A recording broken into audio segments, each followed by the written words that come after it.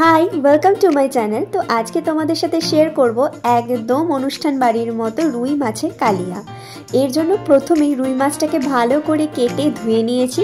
তারপর এর মধ্যে লবণ, হলুদের গুঁড়ো, সামান্য পরিমাণ আদা রসুন বাটা, কাশ্মীরি লঙ্কার গুঁড়ো আর সামান্য সর্ষের তেল দিয়ে ম্যারিনেট করে আধ ঘন্টা মতো রেখে দিয়েছিলাম।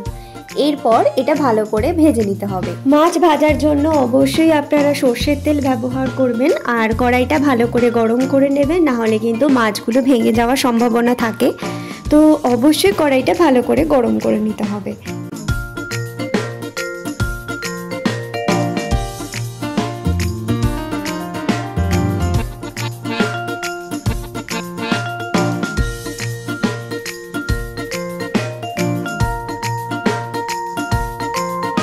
মাছগুলো একে একে তুলে নিতে হবে। এরপর ওই তেলের মধ্যে তেজপাতা, শুকনো লঙ্কা, গোটা এলাচ এবং দারচিনি আর একটা লবঙ্গ দিয়ে তার মধ্যে দিয়ে দিতে হবে পেঁয়াজ কুচি। পেঁয়াজ কুচিটা ভালো করে ভাজা হয়ে গেলে এর মধ্যে দিয়ে দিতে হবে পেঁয়াজ বাটা।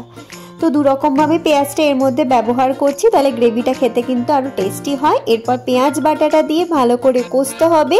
হালকা ভাজা ভাজা হয়ে এলে এর মধ্যে দিয়ে দিতে হবে আদা রসুনের পেস্ট। তারপরে আর একটু ভেজে নিতে হবে, মানে যত কষাবো ততই কিন্তু মশলা থেকে কাঁচা গন্ধটা চলে যাবে। এরপর দিয়ে দেওয়া হলো এর মধ্যে টমেটো কুচি দেওয়ার পর একে একে আমরা গুঁড়ো মশলাগুলো অ্যাড করতে থাকবো। গুঁড়ো মশলার মধ্যে দেওয়া হয়েছে হলুদের গুঁড়ো, লঙ্কার গুঁড়ো, জিরের গুঁড়ো আর ধনের গুঁড়ো।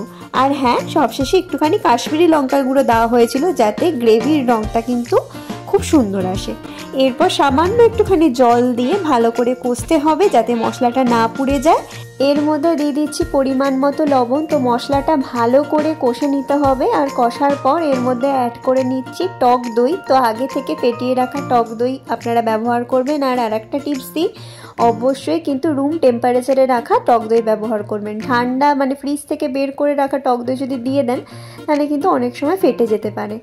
তো আমরা এরপর দিয়ে দিলাম ওই টক দই যে বাটিটা ছিল, ওই বাটিটা ধোয়া জল। তো জল দিয়ে ভালো করে মিক্স করে নিলাম। সত্যি কালারটা কিন্তু একদম অনুষ্ঠান বাড়ির মতোই এসেছে। তো মশলা থেকে তেল ছেড়েও এসছে। আর এখন আমরা একটুখানি জল অ্যাড করে দেব। তো পরিমাণ মতো জল দিয়ে দিচ্ছি। আমরা খুবই কম জল ব্যবহার করেছি কারণ এটা হচ্ছে কালিয়া। তো হালকা একটু জল দিয়েছি। তারপরে যখন একটু ফুটে উঠেছে এর মধ্যে এক এক করে মাছটা দিয়ে দিতে হবে। ব্যাস, আমাদের কিন্তু মাছের কালিয়ার লাস্ট স্টেপ হয়ে গেল। শুধুমাত্র একটাই স্টেপ বাকি। তো নামানোর আগে সামান্য একটুখানি গরম মশলার গুঁড়ো দিয়ে নামিয়ে নেবেন।